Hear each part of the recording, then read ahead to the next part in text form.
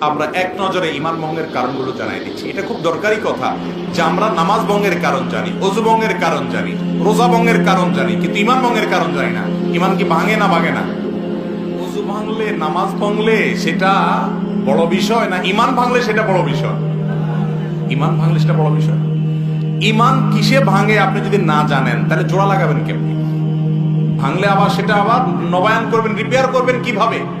Repair যদি না করতে পারেন, আপনার বয়স ৮০-৯০ চলে গেছে, ইমান কতবার ভেঙে বসে আছে আপনি জানেনও না, জোড়া লাগান নাই, তাহলে তো আপনি বেঈমান হয়ে দুনিয়া থেকে যাচ্ছেন।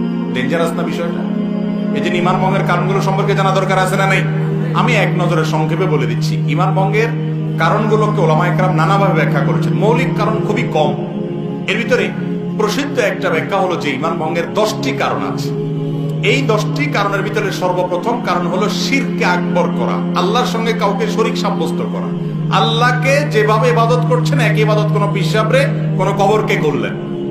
আপনি আল্লাহকে যেভাবে উপাসনা করতেছেন সেই উপাসনাটা যদি কোনো মানুষকে করেন, আল্লাহকে যে ইবাদত নিবেদন করতেছেন সেই ইবাদত একইভাবে অন্য কোনো মানুষ বা ব্যক্তিকে বা কোনো বস্তুকে করেন, যেভাবে মুশরিকরা কোন মূর্তির সামনে ইবাদত করে সে যেরকম শিরকে লিপ্ত হয়, মুশরিক হয়ে যায়, মুসলমানের সন্তান ঈমান আনার পর যদি শিরকে আকবর করে তাহলে সেক্ষেত্রে সে কি হয়? মুশরিক হয়। এই বড় শিরক, এটা ঈমান ভঙ্গের কারণ। বড় শিরক কিভাবে হয়, বিস্তারিত হয়, এগুলো আমরা জানবো ইনশাআল্লাহ বিইذনিল্লাহ অন্য কোনো আলোচনায়। দ্বিতীয়ত, আল্লাহর সাথে বান্দার যদি কোনো মিডিয়া সাব্যস্ত করেন, কিরকম মিডিয়া? যে এর ছাড়া আল্লাহরে পাওয়া যাবে না। যেমন আমাদের অনেক ধর্মের ভাইরা মনে করেন যে আল্লাহকে পাইতে হইলে সরাসরি পাওয়া যাবে না, বিভিন্ন দেবতা ধরতে হবে, এই জন্য অনেক দেবতার পুজো করে তারপরে ঈশ্বর পর্যন্ত, আল্লাহ পর্যন্ত যেতে হবে। ইমানদার যদি মনে করে যে আল্লাহকে পাইতে হইলে আল্লাহর বিভিন্ন ভায়া আছে এগুলো ধরতে হবে, ওনাদেরকে ছাড়া আল্লাহকে পাওয়া যাবে না, এরকম যদি মনে হয় এবং আল্লাহর ইবাদতটা তাদের মাধ্যমে করে, তাহলে সেটাও ঈমান ভঙ্গের কারণ। তৃতীয়ত, ঈমান ভঙ্গের কারণ হলো যে যদি কেউ মনে করে যে ব্যক্তি অমুসলমান, কাফের, ভিন্ন ধর্মের অনুসারী, বেঈমান, ঈমান আনেন নাই, মনে করে যে না তারটাও ঠিক আছে, তাহলে এই লোক বেঈমান, এই লোক ঈমান থেকে খারিজ হয়ে যায়, এটা ঈমান ভঙ্গ হয়ে যাওয়ার মতো কারণ। কারণ আপনি একটা লোক আল্লাহর প্রতি অবিশ্বাসী, আপনি বললেন না তারটাও ঠিক আছে। আমাদের অনেক মুসলমান ভাইরা আছে আজকাল, তাদের বিশ্বাসগুলো গোলালু মার্কা বিশ্বাস হয়ে গেছে। তাদের বিশ্বাসগুলো এখন আপনার শৈথিল্য প্রদর্শনকারীদের বিশ্বাস হয়ে গেছে। কিরকম? সেটা বলে যে সব ধর্মই ঠিক আছে। এরকম কিছু সুশীল আছে না, সুশীল, এই সুশীল টাইপের মুসলমান আছে কিছু, যে বেশি ভালো সাজে, বলে যে সব ধর্মই ঠিক আছে, সব ধর্মই তো ভালো কথা বলে। যেই ব্যক্তি আপনার মালিকের অস্তিত্বই স্বীকার করে না বা মালিকের একত্ববাদের স্বীকৃতিই দেয় না, সে কিভাবে ঠিক থাকে? তার অনেক ভালো কাজ থাকতে পারে, ভালো কাজকে আপনি ভালো বলেন, কিন্তু সে কখনো আল্লাহর কাছে গ্রহণযোগ্য ইমানদার হতে, সে ইমানদারই না, আল্লাহর কাছে গ্রহণযোগ্য বান্দা হতে পারে। এই জন্য যে বেঈমান তাকে বেঈমান মনে করতে হবে, যে ইমানদার তাকে ইমানদার মনে করতে হবে। তার সাথে আপনাকে মারামারি করতে কেউ বলেনি, তারটা সে করুক, বাধাও দিতে পারে নাই, তারটা সে করুক, কিন্তু আপনার মনে রাখতে হবে এটা ইসলাম, এটা কুফর, এটা ঈমান, এটা বেঈমান, স্পষ্ট থাকতে হবে। আপনি যদি গোলালের মতো সব পাকায় ফেলান, এটা কিন্তু ঈমান ভঙ্গের কারণ হতে পারে। 4 নম্বর হলো, যদি কেউ মনে করে নবী করিম সাল্লাল্লাহু আলাইহি ওয়াসাল্লামের আদর্শের বাইরে অন্য কোনো আদর্শ আরো উত্তম আছে, বেটার আছে, এটা ঈমান ভঙ্গের কারণ হতে পারে। 5 নম্বর হলো, যদি কেউ নবী করিম সাল্লাল্লাহু আলাইহি ওয়াসাল্লাম যত বিধিবিধান নিয়ে আসছেন এর কোনোটাকে অস্বীকার করে, অপছন্দ করে, ঘৃণা করে, না এটা আমার ভালো লাগে না, ইসলামের সব ভালো লাগে, এই যে মেয়েদেরকে আল্লাহ তাআলা ছেলেদের অর্ধেক দিতে বলেছে এটা আমার ভালো লাগে না। আছে না কিছু সুশীল এরকম বলে, আরে ভাই তোমার ভালো লাগাতে না লাগাতে কি আসে, তুমি কি বুঝবে আল্লাহ কেন অর্ধেক দিয়েছেন? মেয়েরে আল্লাহ খরচের কোনো আইটেম দেয় নাই, আবার অর্ধেক দিয়েছেন কোত্থেকে? বাপের সম্পদ থেকে, মায়ের সম্পদ থেকে, আবার স্বামীর সম্পদ থেকেও ভাগ পাবে, সন্তান থেকেও ভাগ পাবে, মহর তো পাবেই, খরচ কিন্তু 1 টাকাও নেই। আর ছেলের খরচ সব জায়গায় আছে, শ্বশুর বাড়িতে গেলে মিষ্টি পোলটাটাও তার নিতে হয়, বাবার বাড়িতে গেলে ফলের প্যাকেটটাও তার কিনতে হয়, বউয়ের খানার টাকাও দিতে হয়, নিজেরটা তো দেওয়া লাগেই। তারপরে বলা হয়েছে তার 2 টাকা। আর মেয়েরে বলছে তুমি কাউকে খাওয়াইতে হবে না, মিষ্টি কোনোটার বিল তোমার দিতে হবে না, তোমার নিজেরটাও তোমার খরচ করা লাগবে না, স্বামী দিবে, তুমি শুধু তাকায় থাকবা আর অর্ডার দিবা বসে বসে। এরপর তোমাকে 1 টাকা দিলাম। বেশি দেওয়া হয়েছে না কম দেওয়া হয়েছে?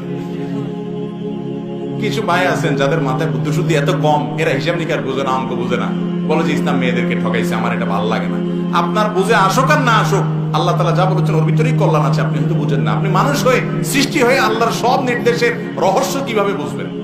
তো এই জন্য যদি কেউ আল্লাহর কোন নির্দেশকে, রাসূল সাল্লাল্লাহু আলাইহি ওয়াসাল্লামের কোন বিধানকে অপছন্দ করে, ঘৃণা করে, এর ফলে ঈমান চলে যায়। আরেকটা হলো শরীয়তের কোন বিষয়ে যদি কেউ বিদ্রূপ করে, ঠাট্টা করে, তামাশা করে, আছে না অনেকে দুষ্টামি করে ব্যঙ্গ করে, ডাইনিয়া ব্যঙ্গ করে, জিনিসটা সুন্নত হতে পারে, কিন্তু সুন্নত নিয়ে আপনি ঠাট্টা করলেন, রাসূল করেছে, বিদ্রূপ করলেন, তাহলে সাথে সাথে কি হয়ে যাবে? ঈমান হারা হয়ে যাবে। এটা ঈমান ভঙ্গের কারণ। ঈমান ভঙ্গের আরেকটা কারণ হলো ইসলামের শত্রু যারা, তাদেরকে যারা প্রত্যক্ষ মদদ দেয়, সহযোগিতা করে ইসলামের শত্রুতা করার জন্য, এরা মুনাফিক, এর ফলে ঈমান ভঙ্গ হয়। ঈমান ভঙ্গের আরেকটা বড় কারণ হলো কেউ যদি মনে করে কিছু মানুষ আছে এরা ইসলামের গণ্ডির, ইসলামের বিধিবিধানের ঊর্ধ্বে উঠে গেছে, এদের নামাজ কালাম পড়া লাগে না। কিছু পিসাব দেখবেন তারা নামাজ কালাম পড়া না, বলে না বাবার এগুলো আর করা লাগে না, বাবা অনেক ঊর্ধ্বের জগতের মানুষ। আছে না এরকম কিছু বাবা? আরে ভাই, আপনার বাবা এত ঊর্ধ্বে উঠে গেছে যে তার নামাজ পড়া লাগে না। আমার নবীজি সাল্লাল্লাহু আলাইহি সাল্লাম তিনি মৃত্যুর আগ মুহূর্তে, বুখারীর হাদিস, যে দুইজন সাহাবীর কাঁধে দুই হাত দিয়া হেঁটে হেঁটে মসজিদে যে নামাজ পড়ার মতো ক্ষমতা ছিল না। যারা মদিনায় গেছেন জানেন, ওনার কবরটা ছিল ওনার বাসা, আর ওনার মিম্বরটা থেকে এখানে কতটুকু দূরত্ব, আমাদের এই প্যান্ডেল থেকে ওই প্যান্ডেলের মাথা এত দূর হবে না, এত কাছে। এইটুক যাওয়া, হেঁটে যাওয়ার শক্তি ছিল না। তখন দুই সাহাবীর কাঁধে দুই হাত ভর করে তিনি দাঁড়িয়ে তাদের শরীরের উপরে ভার ছেড়ে দিয়ে পাওটাকে মাটির সাথে হেসড়েতে হেসড়েতে টানতে টানতে নিয়ে মসজিদে নামাজ পড়ছেন মৃত্যুর আগ মুহূর্ত পর্যন্ত। আর আপনার বাবার নামাজ পড়া লাগে না। এ বাবা কি ভণ্ড বাবা না? আল্লাহ কোরআনে বলছেন, ওয়াবুদ রাব্বাকা হাত্তা ইয়াতিয়াকাল ইয়াকিন, তোমরা আল্লাহর ইবাদত করো ইয়াকিন আসার আগ পর্যন্ত। বলে যে আমাদের বাবার ইয়াকিন এসে গেছে, আর লাগে না। অথচ এখানে ইয়াকিন শব্দের অর্থ হলো মৃত্যু। সব ইয়াকিন মানে বাংলা ইয়াকিন না, বা বিশ্বাস না, দৃঢ়তা না। এখানে উদ্দেশ্য হলো ইয়াকিন মানে মৃত্যু। সমস্ত তাফসীর কিতাবগুলো দেখছি এবং এটার ব্যাখ্যা। যাই হোক, তো যদি কোনো ব্যক্তি মনে করে যে তার ইবাদতবন্দি করা লাগে না, সে আফার লেভেলে উঠে গেছে, এটাও ঈমান ভঙ্গের কি হতে পারে? কারণ হতে পারে। ঈমান ভঙ্গের আরেকটা কারণ হলো জাদু। জাদুকে যদি কেউ হালাল মনে করে, জাদুতে লিপ্ত হয়, জাদু বলতে ব্ল্যাক ম্যাজিক যেটাকে বলা হয়, কুফরি কালাম, এর মাধ্যমে মানুষের ক্ষতি করা হয়, আছে না নাই অনেকগুলো, এটাও ঈমান ভঙ্গের কারণ। এবং ঈমান ভঙ্গের আরেকটা কারণ হলো দ্বীনের ব্যাপারে একেবারে আপনার বেখেয়াল, একেবারে বেখবর। কিরকম বেখবর? ধরেন আপনার কখনো সে নামাজ পড়ে না, কখনো দ্বীনের কোনো বিষয় নেই, নাম কাজতে শুধু মুসলমান, আর ইসলামের কোনো কিচ্ছুতে তার মধ্যে নাই, তাহলে এই ব্যক্তিকে মুসলমান বলার কারণ থাকতে পারে না, কারণ ইসলামের কোনো কিছুই তার মধ্যে দেখা যায় না। আল্লাহ তাআলা আমাদেরকে ঈমান ভঙ্গের কারণগুলো থেকে হেফাজত থাকার তৌফিক দান করুন।